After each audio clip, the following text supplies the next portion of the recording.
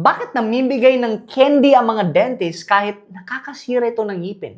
Alam mo, meron kasi tayong tinatawag na peak end rule. No? Ibig sabihin nito, we usually remember, number one, the peak, the highest emotional state, and second, the end, what happens before we leave.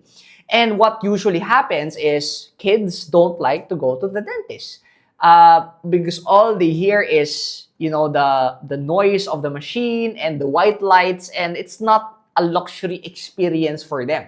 So what ends up happening after their first visit, they don't usually want to come back, and they have tantrums and all of that. No, so yung mga dentists figured out a way to solve this problem. So para babalik at babalik yung mga kids is they started giving candies, chocolates to kids after their appointment sa dentist. Because what ends up happening is the kids forget about the machines, what happens during the process, and starts remembering the good feeling because of going to the dentist. And because of this technique, what ends up happening was pabalik-balik yung mga kids sa clinic.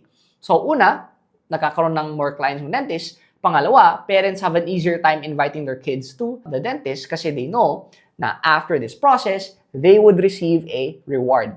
So, in business, we want to ask ourselves, what unexpected reward can we give to our clients? So, because again, peak and rule, clients remember us not sa service na binigay natin, kundi what happens after the service that we give to them. For example, it can be a handwritten letter. It could be something that's totally unexpected. In one of my events, or in my events, I usually give a bonus, a surprise bonus after the event. And you'll know it when you attend one of my events. But again, the reason for that is people remember at the end, at the peak, the highest emotional state, and at the end of your conversation or your treatment. So, apply this in your business para pabalik-balik yung customers mo. This is Fibo Lim. If you want more content in business, marketing, and sales, follow me for more.